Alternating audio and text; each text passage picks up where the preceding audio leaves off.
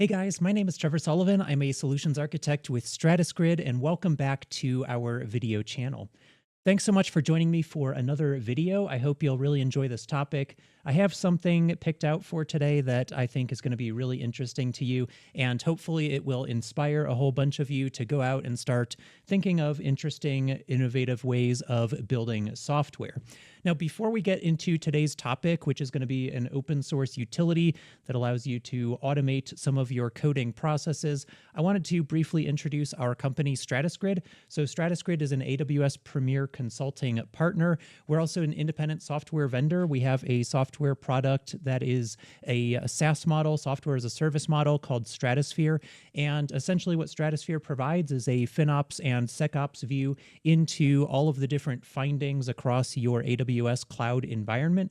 And it helps you to identify and then take action on various cost savings and security optimization opportunities across your entire environment. Just to give you a really quick preview of what it looks like, we have a summary dashboard here that shows you a breakdown of the spend in your AWS accounts, and it also breaks out what the potential savings is over a period of time. It also has some additional views here that really help you to narrow down and just kind of estimate what your potential savings is and zero into specific accounts in your environment that have savings potential.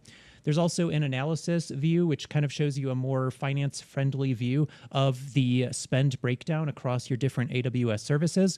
We also break out the different discount dollar amounts and percentages that are applied across different services. So in EC2 here, you can see we've got AWS savings plans applying. We've got private rate card options as well. Also, a private purchase agreement or enterprise discount plan with AWS is also applied here. So you can see that nice breakdown. You can also see what your potential savings is on a per service level as well.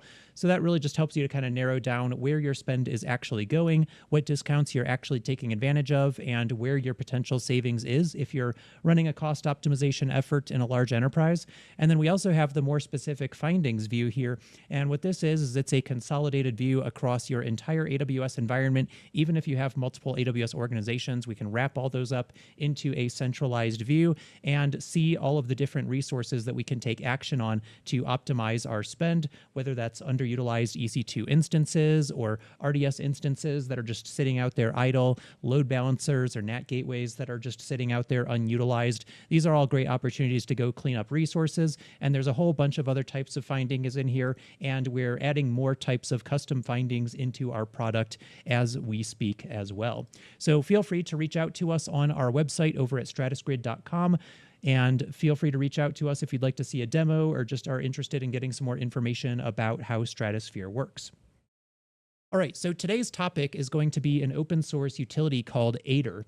And essentially, this is a really simple CLI tool that you can use to help accelerate your software development efforts. And it works across any programming language, basically, at least anything that a large language model has been trained on. Essentially, what it allows you to do is take a natural language approach to writing software. Normally, if you are going to create a new software project, let's say maybe a Rust project, then you're going to install the Rust tool chain into your development environment, and then you're going to run a series of commands to initialize a new project, to initialize a Git repository, which Cargo actually does for you, and then you're going to add new files into your project. You're going to compile and run your project using cargo build, cargo run, and various commands like that, right? In other languages, if you're using Python, you might use something like Poetry or UV in order to spin up a project and install all of your dependencies and then write your code files and execute your programs and things of that nature.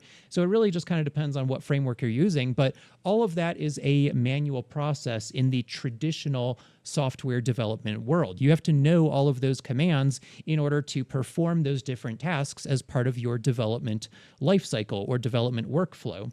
Now, what Aider allows you to do is to actually take advantage of large language model services like ChatGPT or Anthropic's Claude model, or there's lots of different LLMs out there. You can actually even self-host your own LLMs with tools like Olama. We actually have other videos on our channel that talk about using Olama, how to set up Olama on Amazon EC2 instances. We also have videos that talk about how to use the Amazon Bedrock service as well, which is basically a managed service that exposes lots of different large language models, including Claude from Anthropic and many others as well. But essentially what you can do is install Aider onto your development workstation in your terminal environment here, and then you can configure it to use various types of models. In fact, the very hyped up and popular Chinese open source DeepSeek model is also mentioned on their website, so that's also there. Also, there's Open Router, which provides kind of a standardized interface around multiple different large language models. So you can use Open Router if you have an Open Router instance that you want to use as well to route requests to different LLMs, depending on pricing and other parameters like that.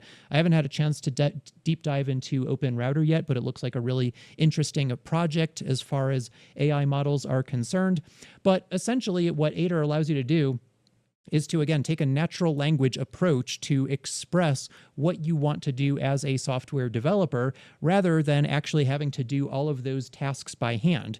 You can use large language models to generate code with tools like ChatGPT or, again, Claude from Anthropic and any other type of AI model as well. But what Aider does is it kind of bridges the gap between your browser, where you're doing all this code generation in a large language model web user interface, and then you have your actual coding environment, your development workstation. Aider kind of bridges the gap there so that you have code being generated in the large language model, and Aider is injecting that code directly into your software project so that you don't have to physically copy and paste that code into your project and organize all your files exactly the right way that you want them. The large language model will actually do all of that for you, or it'll at least generate the commands in the shell that need to be executed in order to perform those various tasks, right?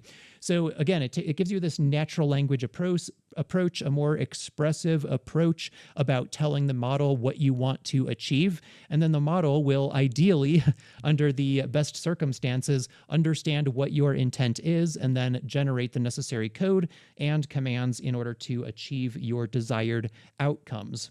So it's a really cool project here. I just started playing around with it. One of my coworkers, who's also an AWS ambassador along with myself, his name is Matt Barlow. He's on our team as a senior principal engineer, or lead engineer, I should say. And basically, he's been playing around with Aider and a lot of other large language model utilities, and he mentioned Aider to me recently, and I figured, hey, why not give it a chance? Let's play around with it and see what it's capable of.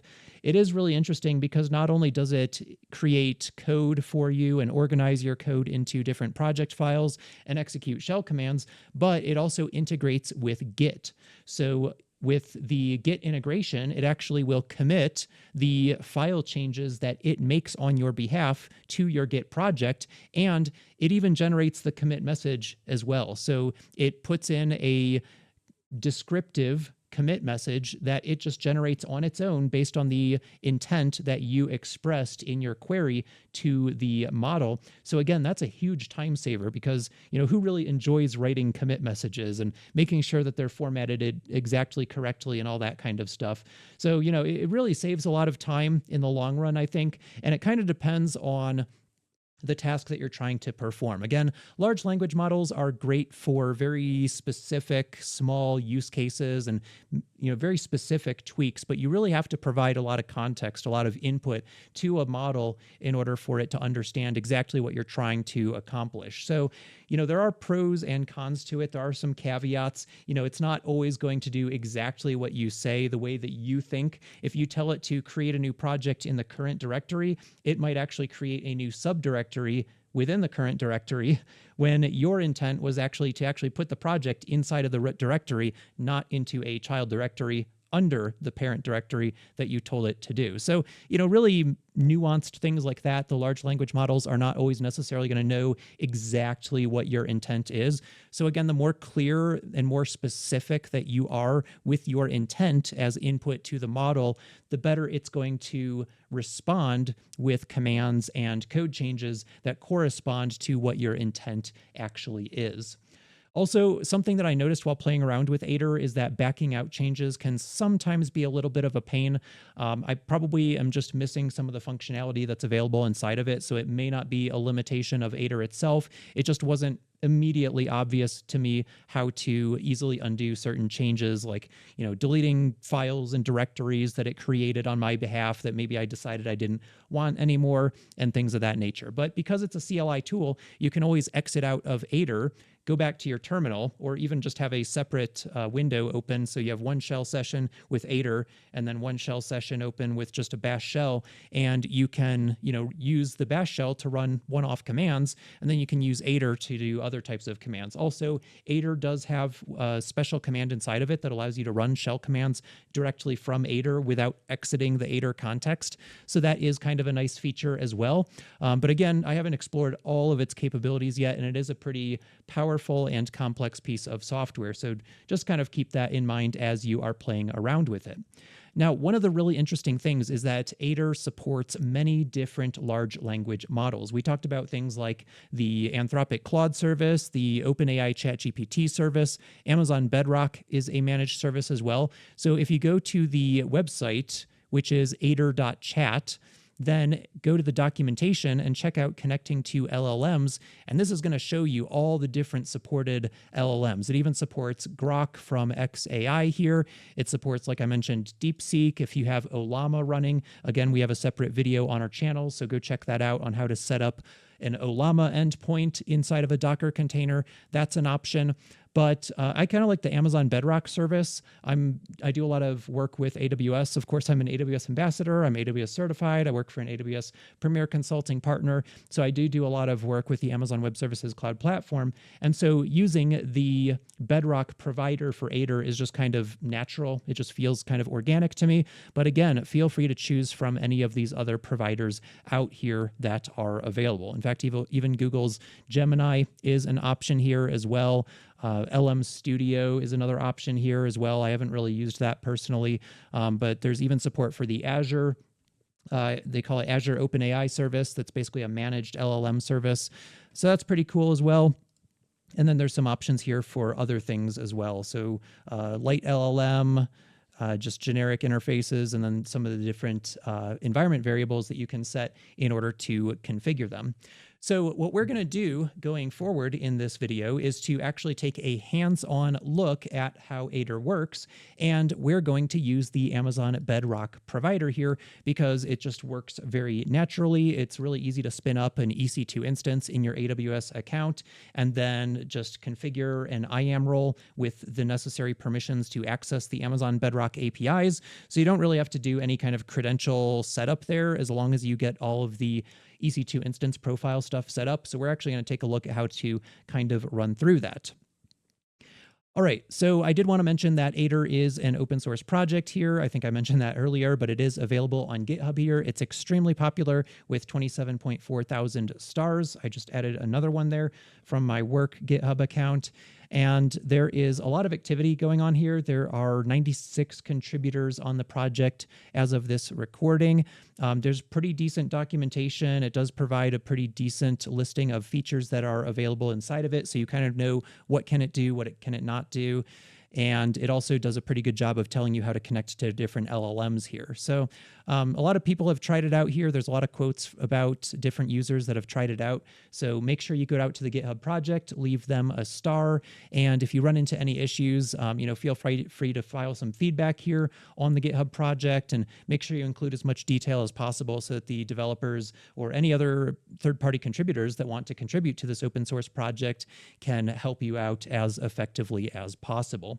Now, again, because this is open source and because it's just a CLI tool, you can pretty much run it anywhere. But what we're going to do is to set up a Linux server on the Amazon EC2 service. We're going to SSH into that server, and we're actually going to isolate our development environment inside of a Docker container. And the reason I use Docker so much in all my videos is because Docker just makes it very, very easy to create disposable development environments. The thing with software is that software moves extremely rapidly, right? There's things that are breaking all the time, new features coming out, bug fixes being implemented, and there's just so much kind of chaos in a good way in the software industry that it's really nice to just be able to dispose of your development environment and then rebuild it completely from scratch in a matter of seconds.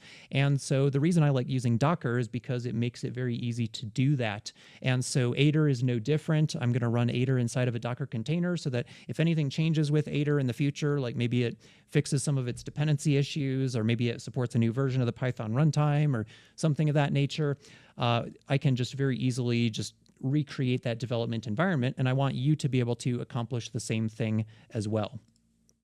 All right, so to follow along, I'm going to expect that you already have an Amazon Web Services account. It doesn't really matter which region you're operating in as long as you have the Amazon Bedrock service available. If we head over to the AWS Bedrock or Amazon Bedrock console here, we can take a look at which regions are or are not available here. So it looks like 3 out of 4 US regions are supported. It looks like Northern California is not currently supported. And there's quite a few other locations around the world that are supported as well. But, you know, regions like Spain, Stockholm, Sweden, Osaka, Japan, and Northern California are unfortunately not available in Bedrock. But I'm going to be doing everything in the US West 2 Oregon region. So obviously EC2 and VPC and all those core services are available. Plus, we also have access to the Bedrock service here. One of the things you will need to do if you are going to use the Bedrock service, though, is that you'll need to go to the Bedrock console here and make sure that you activate the necessary models that you want to use. So down under Bedrock configurations, there is model access right here. Let me just close that sidebar really quickly.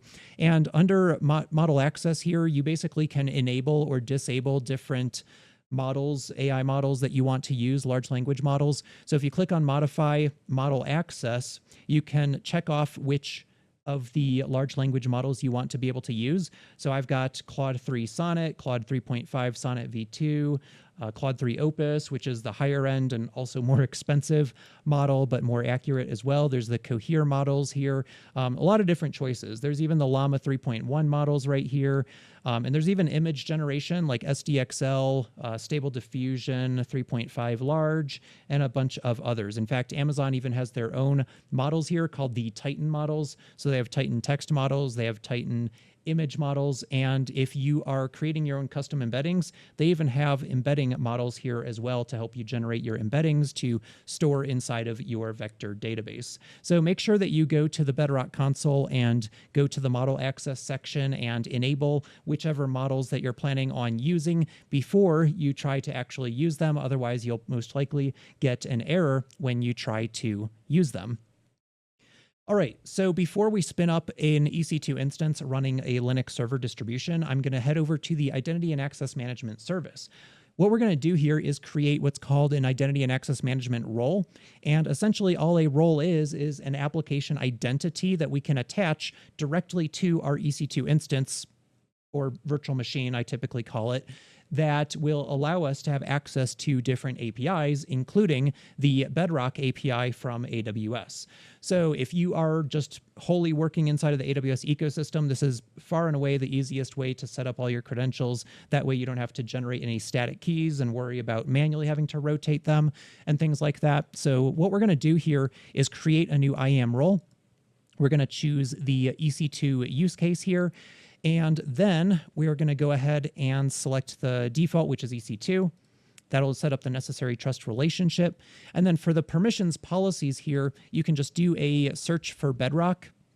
And then I'm going to filter to AWS managed policies. So these should be available by default in your account, just like my account. If you look at customer managed policies, these are all custom policies that only exist inside of my development account that I have right here. So make sure you go to AWS managed policies because these are the ones that exist by default in every single AWS account around the world. So we're going to choose this policy right here, Bedrock Full Access. You could also create a more specific kind of cut down policy that has access only to specific APIs, but I haven't dug into exactly which API calls are necessary. So the easiest thing for now is just to enable the Bedrock Full Access. Then we'll go ahead and hit Next. and I'll just call this Trevor-YouTube-Aider-Test-Delete Me. And then for my tags down here, I typically add in an owner tag. Since I'm working in a shared AWS environment with 40 or 50 other people, I'm going to go ahead and just add in my name so that other teammates know who created that role and what it's for. Okay, so now that we've got that role created, we can go ahead and launch an EC2 instance. Now, one of the assumptions that I'm going to make is that you already have a VPC set up. Either you have the default AWS VPC that they just set up automatically for you with a public subnet, or you've set up your own VPC with an internet gateway and public subnet and set up your route tables and all that stuff. It's a kind of a separate topic, so I don't want to include that in this particular video. I just kind of want to keep things on topic here. But I do already have a VPC set up with several public subnets in different availability zones within the US West to Oregon region. So again, I'm just going to assume that you've already got that VPC set up. What we're going to do is head over to instances here, say launch instances, and I'm going to call this Trevor-Aider-YouTube-Test. And then I'm going to choose Ubuntu here. I just typically work with Ubuntu, but you're free to choose any other Linux distribution that you would like to here. I am going to choose the ARM-based architecture here. That typically is a little bit less expensive and tends to perform on par with or sometimes even better than Intel and AMD-based CPUs. And then I'm going to go ahead and choose a C7G. Let's do maybe a C7G large instance right here. And the base price is going to be 7.25 cents per hour. However, we're going to use EC2 spot instances to get a pretty hefty discount on that as well. Also, you should have an SSH key pair uploaded to your account. If you don't, go ahead and either just generate a new key pair, download the private key so that you can authenticate, or just upload your existing SSH public key to your account over under the key pairs section. Wherever that is right here, I'm not seeing it. There it is under network and security. You can go to key pairs and just import your public key material, and then you can select that key here. So I'm going to go ahead and choose my public key that I want associated with my instance so I can SSH into it. And then for my VPC environment here, I'm going to choose my VPC that I've already created, which includes IPv4 and IPv6 configuration. I'm going to choose a subnet in one of the Oregon availability zones. I have 2A, 2B, 2C. I'm going to choose, I think, 2A for the time being. And then I am going to assign a public IPv4 and a public IPv6 address just to make sure that I have full connectivity out to the internet. I do kind of like to use IPv6 only, but there are some issues that you can run into doing things like apt updates, and other software repositories may not be IPv6 enabled. So I am going to go ahead and leave auto-assign public IPv4 address enabled as well, just so I have connectivity across both IPv4 and IPv6 stacks. Then I'll go ahead and select a security group right here that has an inbound rule configured so that I can SSH into my instance here. I'll go ahead and bump up my storage to 15 gigs since we're going to be downloading some software packages and things like that. For my advanced network, I don't need to configure anything there, but under advanced details, you do need to go to IAM instance profile, and this is where we are going to specify the role that we created over in the IAM service. So as you can see, I've got my role, Trevor YouTube Aider Test Delete Me, that we just created a minute ago. So I'll go ahead and select that.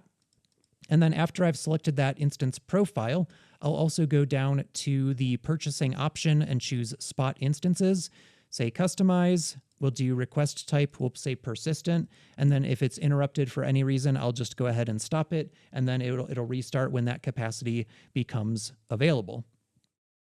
All right, so now that we've got all that stuff configured, I don't think we really need anything else. So we'll go ahead and just choose to launch our instance. And if you do get any errors here that says that there's not enough capacity in a particular availability zone, you can just go back to the launch wizard and select a different EC2 instance type. It really just kind of depends on what availability zone you're selecting. The C7G that I selected is a pretty common instance type, so it should be available pretty much everywhere. But I have seen situations where one availability zone might not have capacity for that instance type, and a different availability zone easily does have that capacity. So that is a common issue that you can run into. But now you can see that we've got this new EC2 instance up and running. So I'm going to copy the IPv6 address for that instance and then fire up a new terminal session here. And then we'll go ahead and just SSH into that EC2 instance. And then one of the first things I do is just a sudo apt update, sudo apt upgrade to update all of the base operating system packages that are pre-installed in the image. And then after we do that, we'll go ahead and install the Docker engine so that we can spin up a container with the Python base image. So what we're going to be doing is going out to the Docker Hub. So if you go to hub.docker.com, there is a base container image that we're going to use here, and that is called the Python image. And this just provides a really great way to launch a Python-based image without having to install Python into your development environment. So this is a nice starting point, and you can just use the latest tag in most cases. I think the latest release is currently 3.13. There are some release candidates of Python version 3.14 as well, but we're just going to use the latest tag, which should correspond to 3.13.2. And if you want to download a container image for an older version of Python, you can actually do that as well. Now, one thing I will note that as I was experimenting with Aider, I actually came across a situation where Aider does not like to work with Python version 3.13. It only works with 3.12.9, I guess, or potentially even previous versions. I think it says that it's supported down to Python 3.2 or something like that as well. I can't remember exactly what the bottom end is, but I did try it with 3.13 and I ran into some dependency installation issues because the dist-utils package has been removed from the Python standard library, and that was causing the NumPy installation to fail.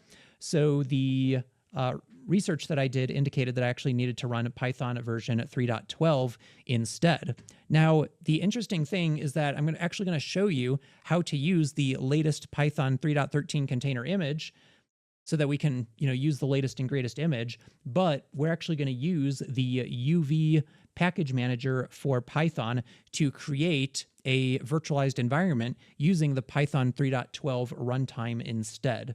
So I did experiment with UV a little bit, and that was a really great way to basically just fire up a Python environment running the correct version that we need and get everything up and running. All right, so now we're going to do a sudo apt install docker.io --yes. And then after the Docker engine's installed on our development server here, we're going to go ahead and just spin up a Linux container. So let's go ahead and let that finish. And then we'll do a sudo docker run. You can also do a sudo usermod append groups docker, and then append the Docker group to the Ubuntu user. So then we can exit out and then SSH back in, and our Ubuntu user will be in the Docker group. So we can say docker pull python without having to run sudo up front. So that's just a little convenience, but of course you can just have root access to the Docker engine and use the sudo command instead if you'd like to. So we'll let the container image download all the layers and extract them onto the local file system. And then we can run a Python container, and we'll run all of the setup steps to prepare our development container environment on our development Linux server to have the Aider utility up and running. And again, remember that we have already connected our IAM instance profile, so this EC2 instance automatically has access to the Bedrock APIs. And one way that we can validate that is actually to use the AWS CLI tool. So we'll take a look at how to install the AWS CLI just to validate that we do have API access before we actually try to access it with Aider. All right, so now we'll do a docker run --interactive --tty pull equals always. I don't really need to do that, but I always kind of do as a best practice. And then we'll use the Python base image. Again, that's going to be Python version 3.13. And then instead of doing the default entry point, which if you run it, you're going to get a Python prompt here, that's not what I want. I want to just have a bash shell inside of the Python container, right? So let me go ahead and delete that. Say docker rm-f 5021.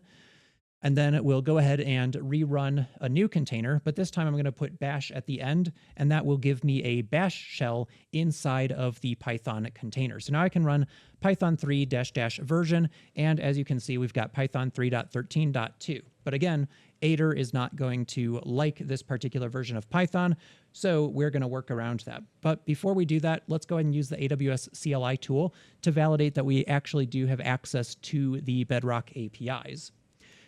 So what we're going to do is do a Google search here for AWS CLI v2 install, and this should give you a pretty simple script down here to install. So let's go to Linux, and then there is going to be Linux x86 versus Linux ARM.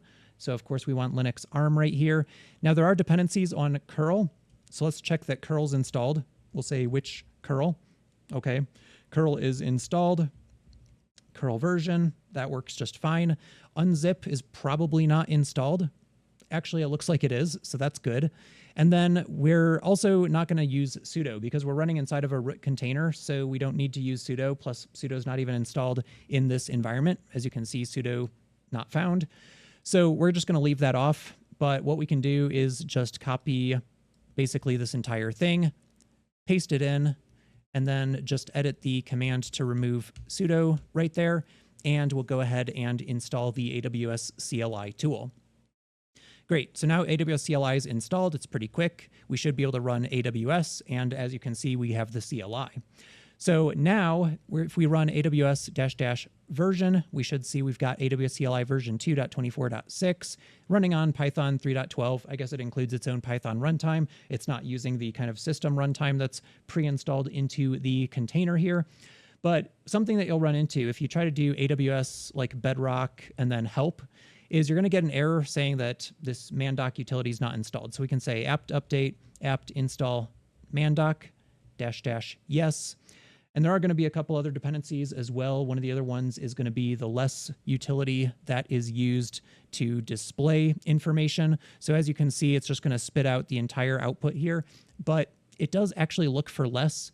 So if we do apt install less as well, that should use less when we do a help command, and then we should be able to scroll through it. So now you can see I can use spacebar, I can use B, N, and various commands to just kind of page through the data here. So there is an API call. Remember back in the Amazon Bedrock interface over here, let's go back to the Bedrock console right here. Back in Bedrock, we have these things called foundation models. These are the pre-trained massive models that are provided by like Meta, Facebook for the Llama images. There are the Anthropic Claude AI images as well. And so these foundation models are what we're going to use to run inference from the Aider CLI tool. So again, you'll need to go down to model access and make sure that those are enabled. But instead of doing this from the console, we can actually use an API call called list foundation models. So as you can see right here, list foundation models, and this will allow us to get a list of the foundation models and the short name that we actually pass into the Aider CLI to specify which of those foundation models we want to use for inference from the Aider tool. And you can switch them up if you want to. You can say, all right, I want to use Anthropic's Claude Sonnet 3.5 v2, and then you could switch and say, hey, I want to use Llama 3.1, and you could switch and say, I want to use Claude Opus. It's really up to you which model you want to use. It's just a parameter on the Aider CLI, so it's really easy to switch back and forth between them. But again, all we're really doing right at this moment is validating that this Docker container has access to the credentials in order to call this API. And I think we're actually going to run into an issue that I talk about in another video. So let's go ahead and try this. Let's do AWS Bedrock, and then we'll say list foundation models. And it did actually work. The issue I thought we might run into is what's called the EC2 instance metadata hop limit. And if you have the hop limit set to 1, then the Docker container can't actually hit the internal endpoint to retrieve the dynamic credentials for the instance profile, but it looks like it is actually set correctly here. So feel free to check out the other video on the StratusGrid YouTube channel, because I do have a video that's dedicated to talking about the hop limit and showing you what can happen if the hop limit is not set correctly. But as you can see, we get the response here. It's a huge JSON response. It's kind of hard to read, honestly, but there's actually a better way to list out all the models here. And I'll show you what that is. So now just to kind of close this off, we have validated that the Docker container running on our Ubuntu EC2 instance does in fact have access to the Bedrock APIs.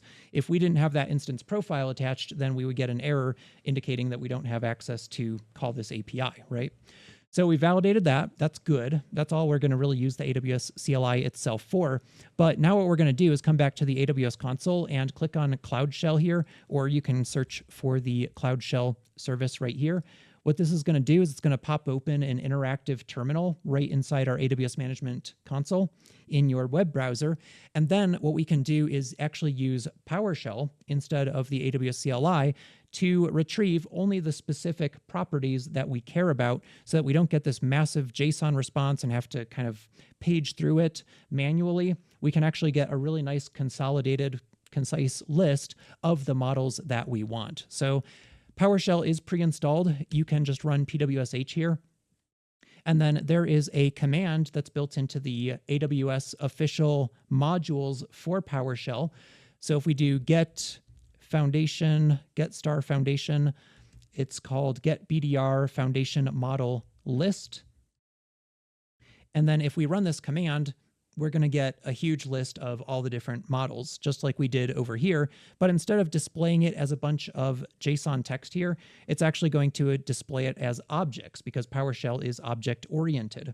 But most of these properties we don't care about. All we really care about are shorter properties, like what is the model ID?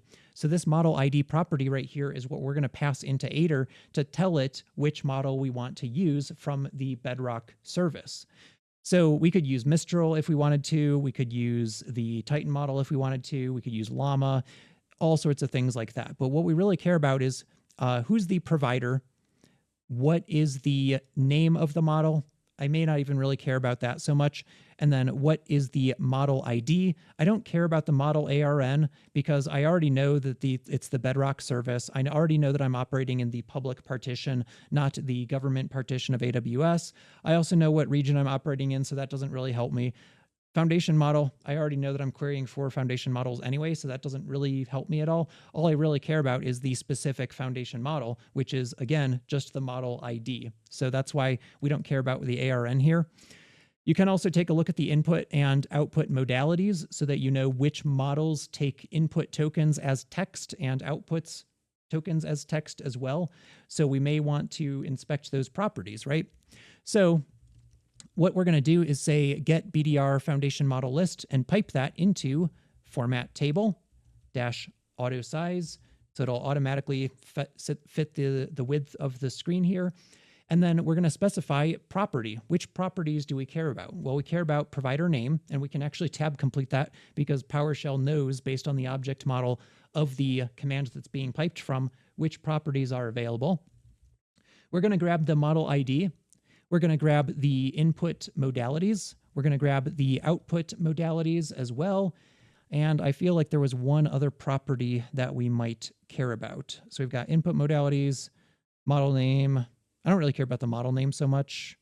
Yeah, maybe I do. So we'll go ahead and just put that maybe over here. Let's do model name. All right. So now this gives us a little bit more concise of a list in a tabular format that's much more readable than this massive JSON string. That's why I really like using PowerShell to do this kind of data manipulation instead of AWS CLI.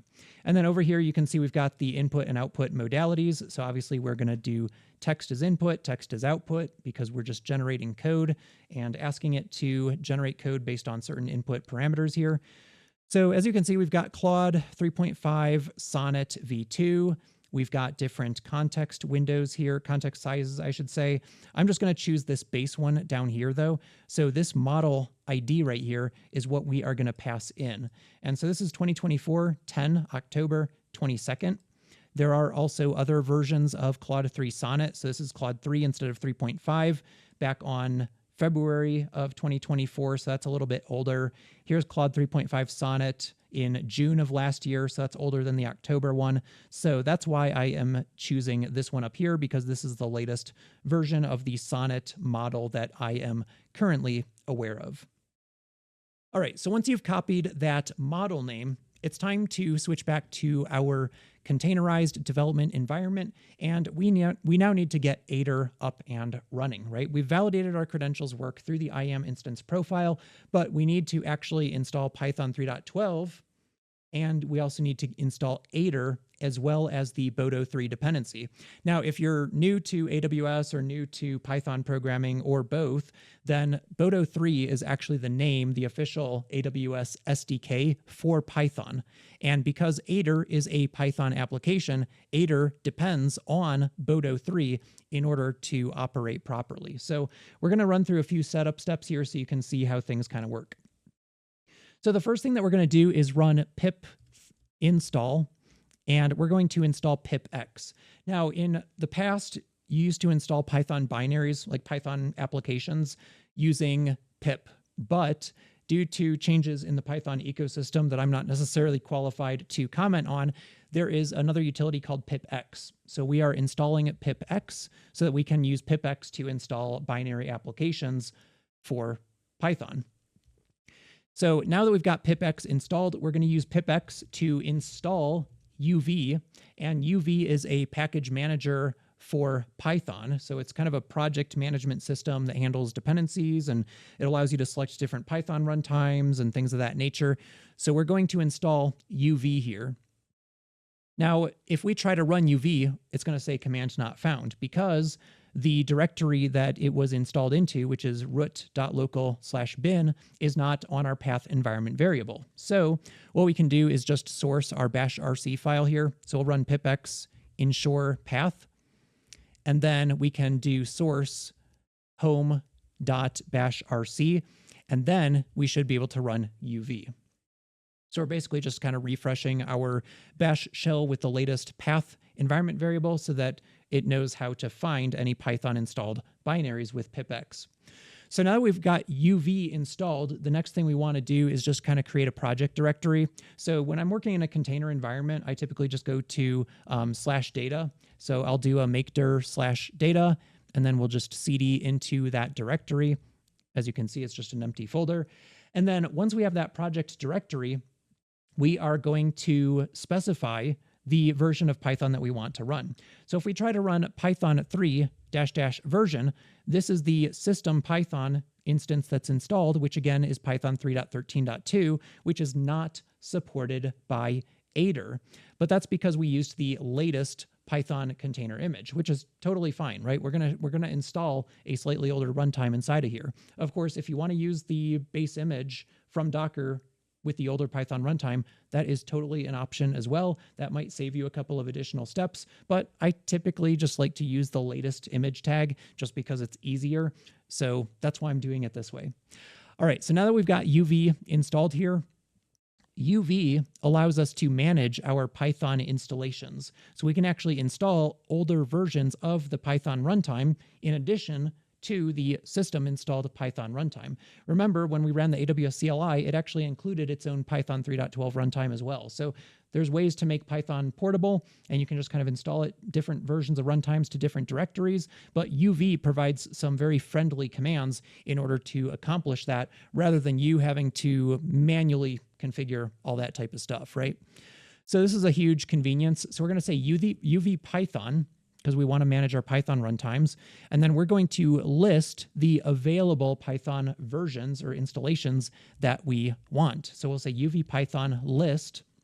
So here's all the different versions that are supported. There's the release candidates for 3.14. There's different 3.13 versions here. There is one version 3.12. We could even drop down to an earlier version like 3.11.11 if we want to, 3.11.2, and so on and so forth. But I'm just going to drop down to the latest supported version, which is 3.12.9 right here. So then what we can do is use the UV Python install command right here to install a specific version of Python, and then we can pin it as the preferred Python version. So we'll say UV Python install, and then we'll just paste in that specific version of Python. And then all you have to do is hit up arrow and then go back to the install and replace install with pin. And now that is the pinned version that UV is going to use anytime that we run Python commands. So now what we can do is say UV run and then say Python -- version, and you can see I'm running Python version 3.12.9. If I run Python outside of UV, it's still going to be the system Python. So if we do Python -- version, it's still that system 3.13.2. But when we run Python through UV, because we told UV to pin that 3.12.9 version, we are now using that version. All right, one of the other things that we need to do is to initiate a new virtual environment. I think this might actually be optional, so I'm going to skip that for now. You can use the UV venv command right here to establish a new Python virtual environment. Aider actually includes its own virtual environment, so I'm going to try to skip that step at the moment here. What we're going to do is to install the Aider chat.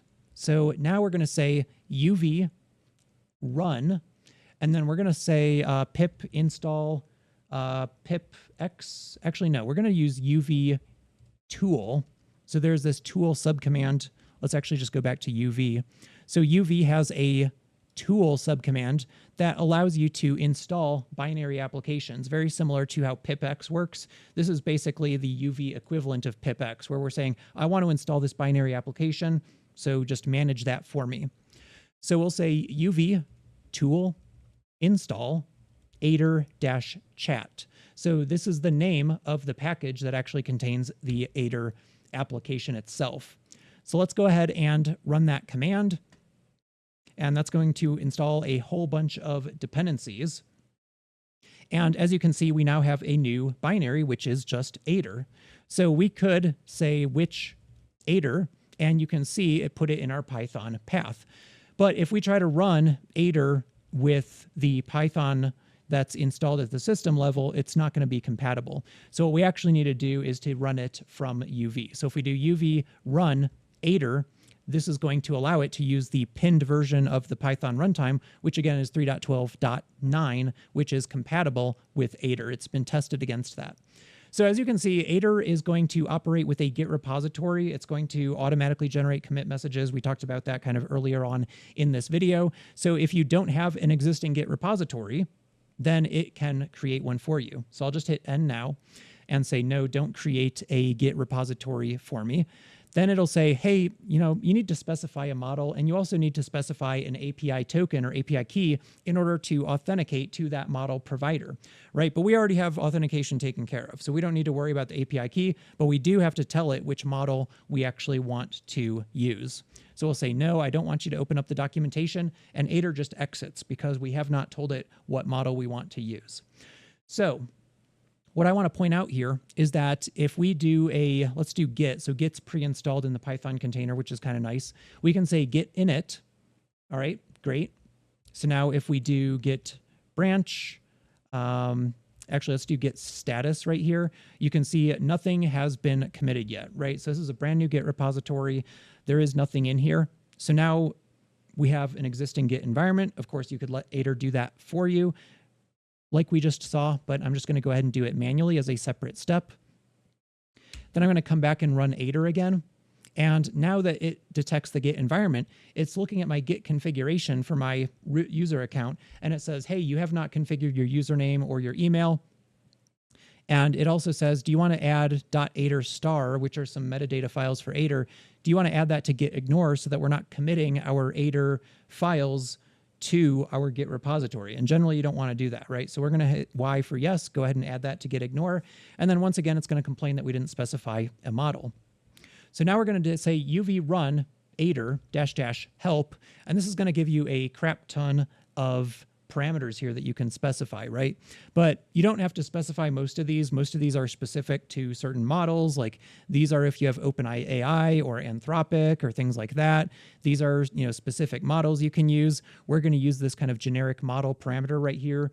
You can also, I will point out, specify these as environment variables. So if you don't want to specify these on the Aider command line that you're using to launch UV run aider -- model, you can actually just set the aider model environment variable using an export command in the bash shell, and then it'll just read that environment variable rather than having to specify it as part of the command. So it's very customizable. There's lots of different ways of accomplishing this. I'm sure thanks to the CLI framework that aider is using. But if we go back here and say run aider -- model, and then let's paste in the model that we copied. Remember back here in the AWS Cloud Shell, we listed out all of the different supported models in Amazon Bedrock, and then we just selected one of those and we copied the model ID, and that's all we have to do. We just paste that in, and aider automatically recognizes that that is a Bedrock model. I don't know how it detects that it's a Bedrock model because we don't specifically mention that in there, but it does know that this is a Bedrock model. Now, you're going to see that it complains here saying that the access key ID and secret access key are not set. That is only if you want to use a static IAM user with a generated access key and secret key, which is a less ideal way of setting up authentication. That's more if you wanted to set up aider on your local workstation that is not an EC2 instance, and then have your local workstation connect up to the AWS APIs. That would be a more appropriate scenario to set the static credentials. But because we bound an IAM instance profile role to our EC2 instance, we don't have to worry about setting those static credentials. Now, the reason it's saying that is because aider does not yet know that we are actually using a proper IAM instance profile. So watch what happens if I type in the prompt here.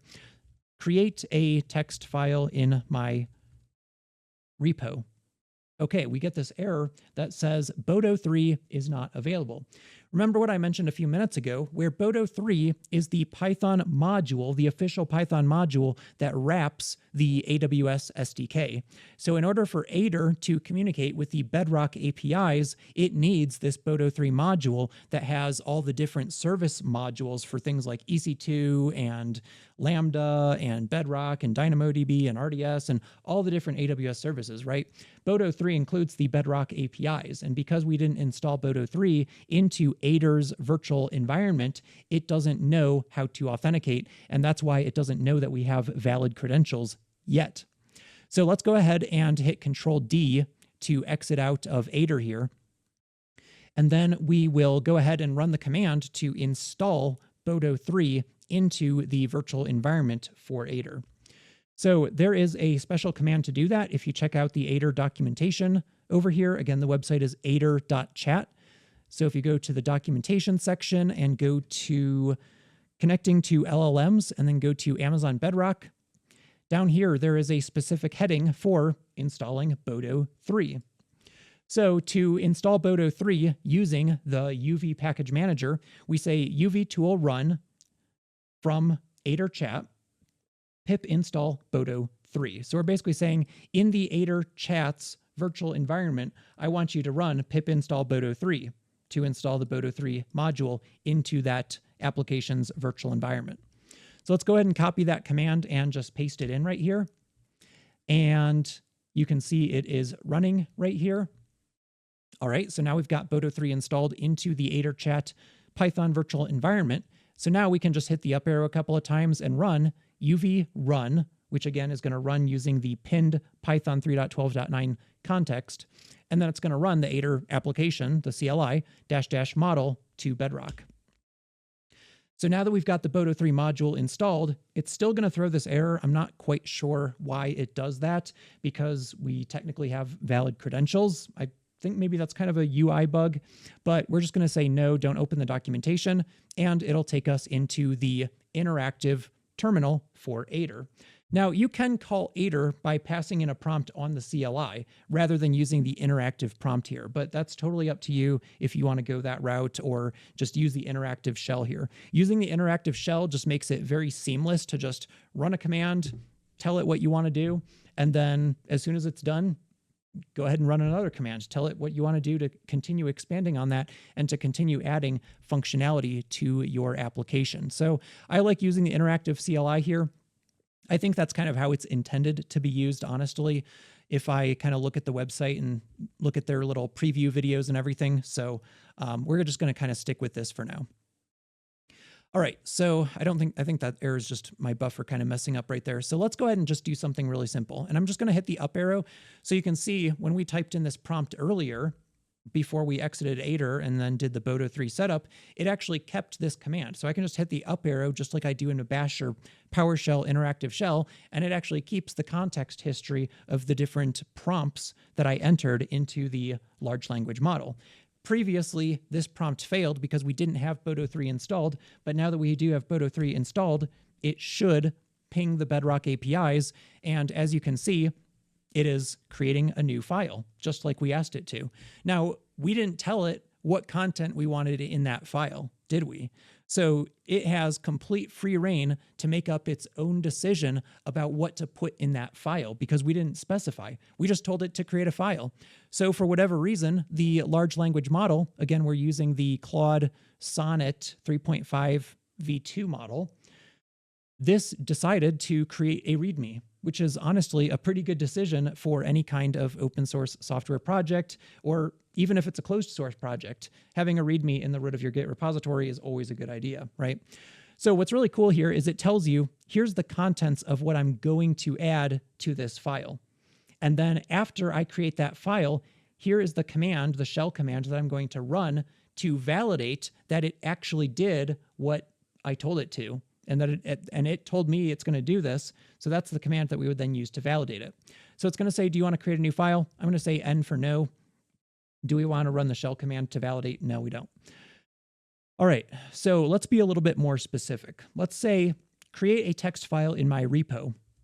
The file should be named with an American boy's first name, and the file contents should contain, let's say, 2 GUIDs or 2 UUIDs, globally unique identifiers or universal unique identifiers, right? So we're being more specific now. We're telling it, what is the name of the file that I want you to create? What do I want you to put inside of that text file? What are the contents of the actual file that I'm telling you to create on the file system? So check out what we get this time. So this time it says michael.txt. Well, I told it to use an American boy's first name, and I would say Michael is a pretty valid American boy's first name. So it met that criteria for us quite well.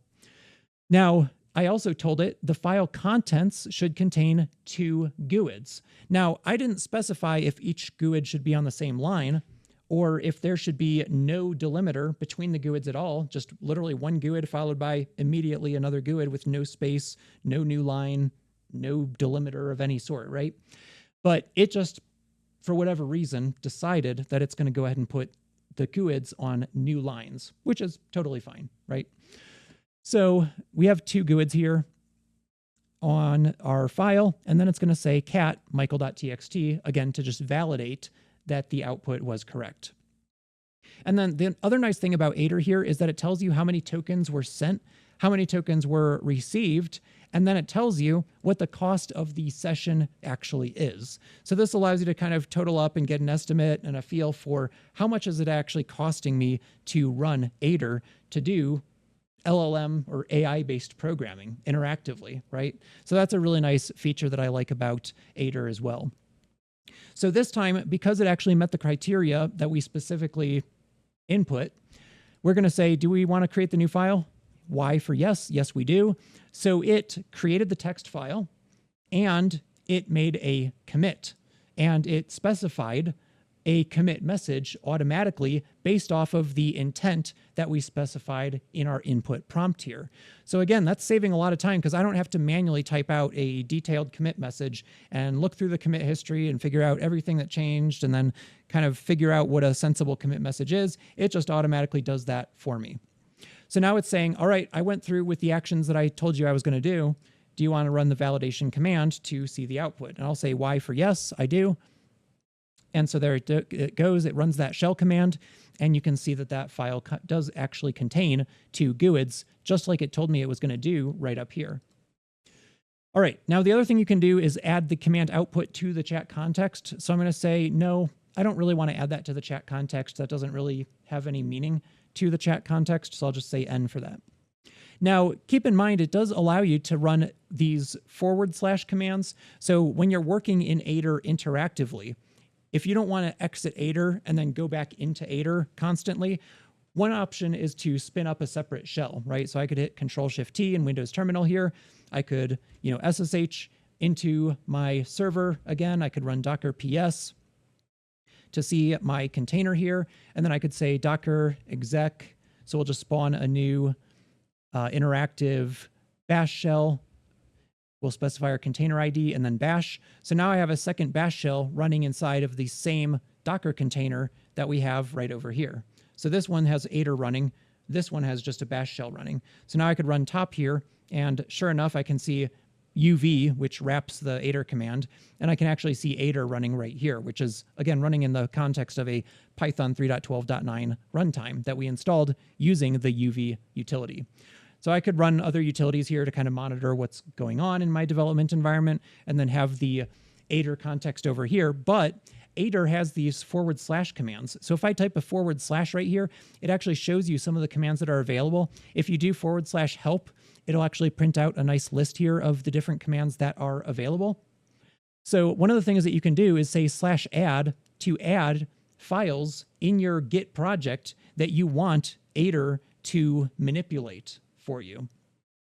So one of the things that we might want to do, and we actually already have michael.txt in the context here, right? So if we want to manipulate that file, we could just say something like add 5 more GUIDs to michael.txt. And one of the cool things is it allows you to tab complete the file names as well, even with the folder prefixes. So if that was in a child folder, it would include the folder prefix as well. And I'll say add 5 more GUIDs to michael.txt, but put them all on the same line using a pipe character as the delimiter. So now I'm being even more specific than I was before. I'm telling it which file I want to manipulate. I'm telling it what I want to put into that file, and I'm telling it how exactly to format that data. So let's see if it actually does what I want, because LLMs are not always perfectly predictable. I don't know if I'm giving it exactly the right context that it needs in order to do what my personal intent is. So this is kind of a learning process for you as a developer to understand how to write a good prompt that's meaningful to the large language model so it can actually perform the operations that you actually want it to do. So let's go ahead and run this right here. And it says, I'm going to add 5 new GUIDs on a new line, pipe delimited. So here's what the existing file contents looks like. Here is the new file contents, and here is what it's going to add to the file contents. And honestly, that is exactly what I was anticipating. That's exactly what I intended that prompt to do. I wanted it to leave the 2 GUIDs that were already generated in place with the new line separator at the end of the first line. But then on the third line, I wanted it to create a new line after the second GUID, and then generate 5 GUIDs and put them all on the same line with a pipe delimiter. And that's exactly what it did right here. So that's actually pretty cool. Now, one thing that it didn't really do correctly here is that technically these are valid GUIDs here, these last 2, but I would have appreciated a little bit more randomness to that, kind of like what we have up here. But I really can't argue that much with it because it did a pretty good job. And then again, it's going to give me a validation command right here. Costs 3 cents for that session. All right, it went ahead and applied that edit. Do we want to cat the file? We'll say yes. And there you go. That's our file contents. Looks great. So I'll say, do I want to add the output to the context? No, I don't. So we'll go ahead and leave it there. So by this point, you should start to get a feel for kind of how the development lifecycle or development workflow is operating here. We got our Aider environment set up inside of a Docker container on a Linux server that's running up in the cloud. And Aider is calling out to the Bedrock APIs to figure out the commands that it needs to run to achieve our desired intent here. So I don't want to get too complicated with this because we'll probably run into some minor issues pretty quickly, but I did want to create a new Rust project and to show you how easy it is to kind of manipulate a really simple project here. So again, we can do /help here. We can see all of these different commands that are available here. One of the things that you can do, but before we get into the Rust project, I just did want to show you, you can run Git commands without exiting the Aider interactive CLI. So we can say /git status. Okay. We can do /git log. Okay. There's our commit history. We originally created michael.txt. Then we added more pipe delimited GUIDs to the file. So those commit messages were just generated by the model, which is great. And there are other things we can do like /run. So if we need to run a shell command and we don't want to exit Aider, we can just do /run and specify the command. So if I want to just check out the current directory, I could say /run ls-lga. And here is our current directory. Do I want to add that output to the context? No, not really. All right, so now what we're going to do is say, let's create a new Rust project. So we're going to say create a new Rust project in the current directory.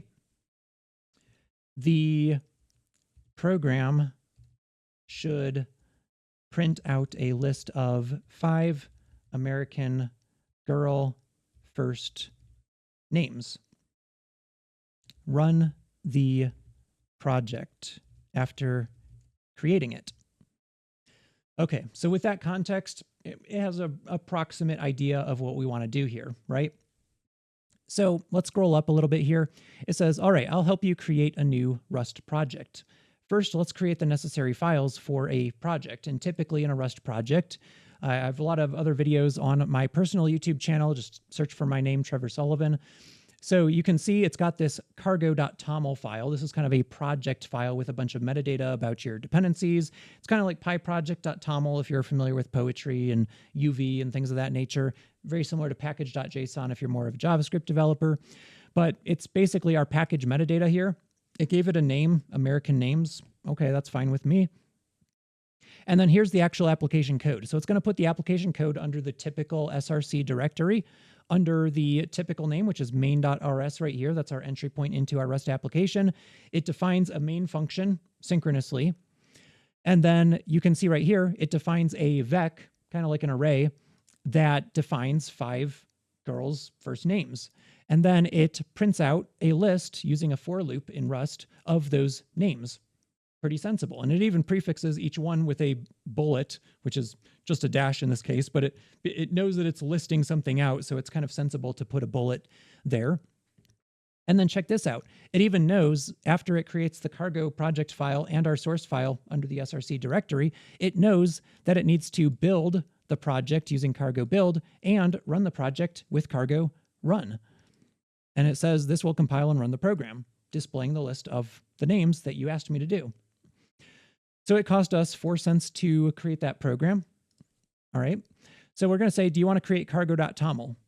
Why? Yes, we do. Do you want to create src/main.rs? Why? Yes, we do. Okay. It applied those changes. Awesome. So now, do you want to run these shell commands? We'll say, why? Yes, we do. Now check out what happens. It says, uh-oh, cargo's not found. So think about it. We spun up a new Linux server with just Ubuntu on it, right? Then we installed Docker. Then we ran a Python container image as a Docker container. So the Python container image has the Python runtime, Python 3.13 installed, but it definitely does not have the Rust toolchain installed. There are other container images, official container images for Rust that we could use if we wanted to run Rust. But because we were trying to run Aider here, we started with the Python base image. So if we want to run Aider and generate a Rust project, we actually have to install the Rust toolchain into our development Docker container that was built off of a Python base image. So do we want to add the command output to the chat? This is actually important. Because we have a specific error message here saying cargo not found, that is relevant context for the large language model to figure out why it failed. Why did the compilation and execution of our Rust program fail?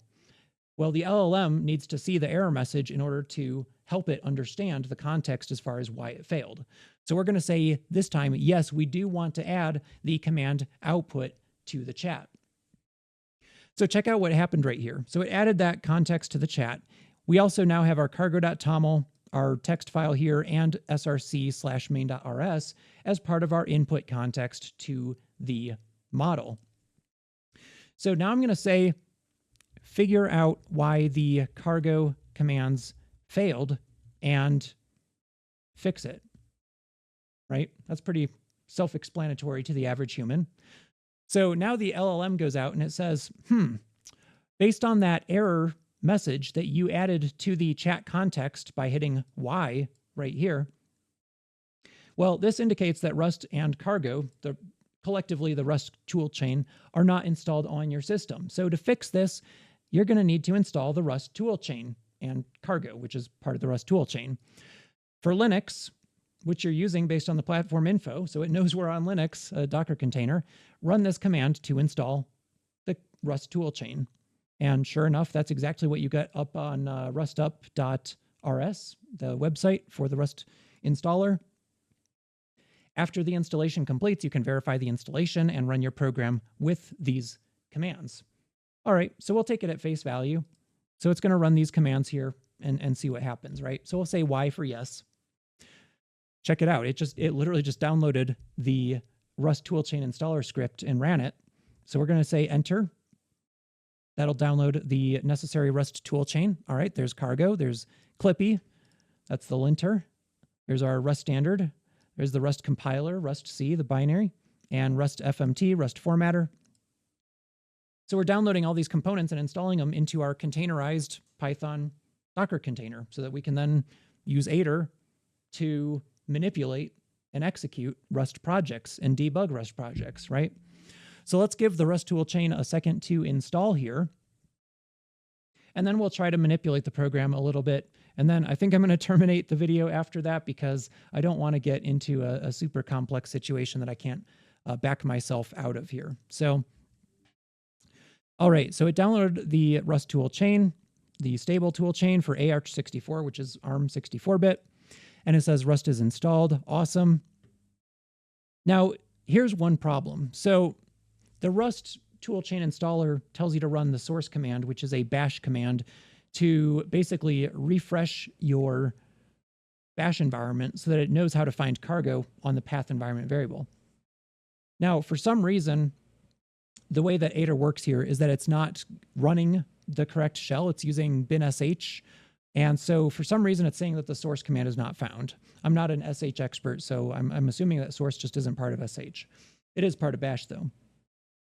So either we need to find a way in Aider to change the shell, or we need to find an alternative option. So we're going to say, do we want to add the command output to the chat? I'm going to say yes, because this is going to indicate to the language model that we have successfully installed the Rust toolchain, just in case. So now it's going to say, do you want to rerun the cargo commands to try to compile and run your application? So we'll say, yes, I do. Well, check it out. We're getting cargo not found again. So this is happening because the source command failed. So because the source command failed, the cargo CLI and the Rust compiler and any other binaries that are part of the Rust toolchain are not being found on the path environment variable.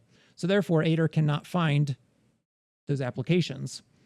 So do we want to add that context to the chat? Well, yes, we do, because it's an error message that's still happening. All right, so now what we're going to do is say, instead of running, actually, I'm going to say rerun the cargo commands, but use the fully qualified file system path to cargo instead. So now we're essentially telling the LLM, you're having trouble finding the cargo binary, but to mitigate that, we're just going to have you point directly to the cargo binary rather than trying to resolve it through the path environment variable. So now you can see, because we added the context from the Rust up toolchain installer script, that Rust was just installed. So the LLM is taking that context that we fed into it from the chat, and it says, hey, you just installed the Rust toolchain. And it knows that we're running as the root user somehow. So it says, let's try to use the full path to cargo. And so it says, based on the installation output, cargo should be in this location. That's pretty cool. I think that's pretty cool, honestly. Another attempt that I had, I think it was a slightly different prompt here because, you know, it's a little bit different every time I do it. but it actually used the home environment variable and then went under .cargo/bin/cargo. So this one's a little bit more specific, which could be good or bad depending on your preferences. I would personally prefer it use the $home variable, but this is certainly good enough. I'm pretty happy with that. So now it's going to, instead of just running cargo build, it's going to run /root/.cargo/bin/cargo build. That's much more specific, and it bypasses the need to check the path environment variable. So we'll say Y for yes. Check it out.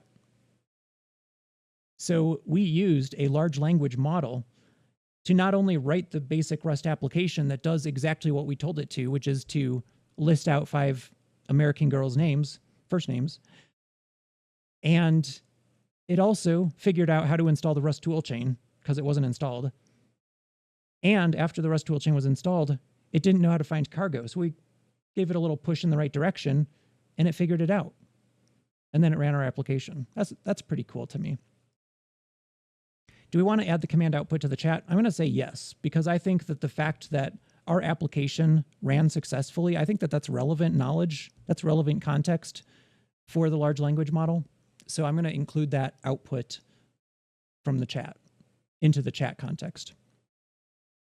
All right, so our input context still has our cargo.toml, michael.txt, and source main rs. I'm going to do one last thing here. I'm going to ask it to create another function. And in that other function, I want it to list out 5 boys' names instead. So add a function to main.rs. And here, let's do src/main.rs. You can, again, tab complete that in a child directory. And that prints out a list of 5 American boy names. Call this function after printing out the girl names. Then rerun the application. Okay, so we're being very natural language expressive about what we want it to do here. And again, it doesn't just go out and do the change. It's going to propose the change and say, here's what I'm planning to do. And then it'll say, do you want to do this? And again, what I love about the context here is that it knows from our previous conversation that we had trouble finding cargo and that it had to go out and actually locate it based on an assumption from having just installed the Rust toolchain. And so I didn't have to tell it again that I wanted it to go find cargo using a fully qualified file system path. It just did that because we already talked about it. I love that natural language approach to interacting with a large language model and building software. It's just a really cool concept. So here was our original main.rs file. It just printed out a list of 5 girls' names. Down here, we have function main, but check out what happened. It added a function call after printing out the girls' names, exactly like I told it to do. And it added the function definition right up here, and it just called it print boy names. It's very sensible, right? And here's the vec of names that it added. It just picked some random names, it added it to a vec using the vec macro that's built into Rust, and then it does a for loop and it just prints them out. Again, using a dash because it's a list, a bulleted list of items here. Very cool, very cool. So that's exactly what I wanted it to do, and it's just going to validate that by doing a cargo run command. And then down here, you can see it generated a commit message, add boy names list and printing function. That's a pretty decent summary of exactly what I asked it to do, right? Do we want to run the shell command? Y for yes. Just like that. Just like that. We added another function to list out boy names after printing out a list of girl names. So yeah, I'm pretty happy that with this. I'm going to hit yes to add that to context. Just some random commentary on it. The setup process was a little bit challenging. It took me a while to figure out the correct compatible Python runtime. It wasn't super obvious from the documentation that I read, at least, that it had to have a specific setup process. So it took me a little bit of time to figure out how to do all the dependency setup and everything, but once I figured that out, it was pretty seamless. Setting up the credentials, very seamless. Adding in the Bodo 3 module so that Aider could call out to Bedrock, pretty easy, just a single line. As far as all the different commands that are available here, if you just run /help, a lot of customizability here. You can check out a list of models. You can use /model to switch to a different model on the fly directly from the interactive CLI. Again, we took a look earlier at how you can run git commands here. There's a lot of other commands here. You can say clear chat history. You can say /commit if you want to. You can add files to the input context. You can ask questions about the code base without editing any files. So let's ask a simple question. Let's say /ask, how many Rust functions do I have? Simple question, right? And there it tells me in plain English. In your main.rs file, you have 2 Rust functions, main and print boy names. And it gives me a summary of each one as far as what it does. So that's pretty cool too. So very, very useful functionality here. If you wanted to get more fancy and maybe add the Tokyo async runtime to your application, I'm sure you could probably have it do that. If you wanted to spawn threads, create MPSC channels in Rust, I'm sure you could do that as well. If you want the Rust application to, let's say, write the list of names to a file, to a text file, I'm sure you could have it do that as well. But it's really up to you to be creative as a developer and think about what you want it to do. Think about, from the LLM's perspective, how you're prompting it. What does the LLM need to know to fulfill your request? Don't try not to assume too many things, and try to be explicit about what it is that you want it to do. And as you can see from our little test right here, it is pretty solid. So I'm actually pretty excited about this. I do believe that AI has a long way to go. It's not foolproof. There's a lot of issues with hallucinations. There's a lot of issues with performance in general, even. They're not really super snappy. I mean, they perform decently well, but they're not quite as snappy as I would like. And I'm sure that companies like NVIDIA will do a great job of improving hardware and responsiveness in the future. Even just cutting down model sizes that are more fine-tuned to specific purposes might be helpful.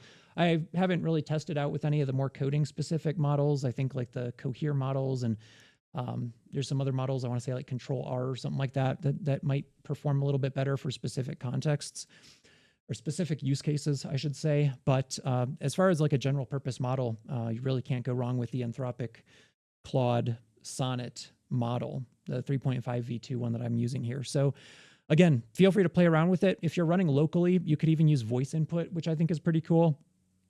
You can specify an OpenAI API key, and it takes voice input there, and then it transcribes it using the OpenAI ChatGPT APIs, and then turns it into whatever you want here. Obviously, that's not going to work here because I don't have an audio device connected to my remote cloud server. But that's a really cool feature that I think just being able to dictate to it verbally, just kind of sit back in your chair and just tell it what you want it to do. Add this function, call this test command, add this functional test, that kind of thing, just hands off keyboard. That's a pretty cool functionality as well. So I would encourage you to install this, play around with it for yourself, play around with some of the different LLM providers as well. Remember that there is support for ChatGPT from OpenAI. You can call Anthropic's Claude models directly if you don't want to call them through Bedrock or through Microsoft Azure's OpenAI service, or whatever that's called. You can call out to Cohere's APIs directly. If you want to self-host Ollama and run your own local models for privacy reasons, that's a great option as well. I love the fact that Ollama's so easy to set up and so easy to integrate with, thanks to its OpenAI compatible API endpoint, very easy to call. And again, there's OpenRouter here as well. I'm kind of excited to play around with OpenRouter a little bit, but this is kind of an abstraction layer on top of multiple other models. So definitely check out OpenRouter if you're interested in a more abstract approach to working with models. And then, of course, you really can't go wrong with Amazon Bedrock either. It just kind of works. Of course, it uses the AWS IAM service for authentication and all that kind of stuff, and it gives you access to a lot of different models. But that's a great provider as well. So I would definitely encourage you to set up Bedrock just like we did with this video. You can follow along almost to the T, and it should work pretty much perfectly fine right here. and then you can specify whichever model you want to, again, by selecting it from the AWS Management Console over here. And again, we just used PowerShell here with a really simple command to just list out all the different models that are available. And that PowerShell command is right here if you want to copy it. So in any case, I hope you enjoyed this video. I hope you learned something new. I hope it kind of inspired you to play around with something new and inspired you to start building software using large language models and seeing what works and seeing what doesn't work. So thanks again for joining us. Again, my name is Trevor Sullivan. I'm a solutions architect with StratusGrid. I'm also an AWS ambassador as well. And I really appreciate you guys watching this video. Please like the video, leave a comment down below. Let me know what you thought of the video. Let me know what you're building with Aider. Let me know what you're building with LLMs in general. I'm really interested in reading all your comments. I do read all your comments, by the way. And also just subscribe to the channel and check out all of our historical videos. We have a lot of great videos on AWS, on Rust with AWS SDK, for example, and a lot of interesting topics that I think you'll really enjoy. So thanks again for watching, and we'll see you in the next video. Take care.